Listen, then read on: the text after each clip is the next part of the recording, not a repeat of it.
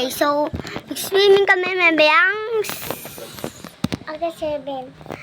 oh guys, totoo, 7. So guys, antayin nyo na lang yung video namin na yon and mag-ready na kami. And siyempre, bibili ako mamaya ng ang po sa mata para hindi masakit yung goggles. Sakit kasi ng mata. Pag nakaganon ka, ang hirap kaya.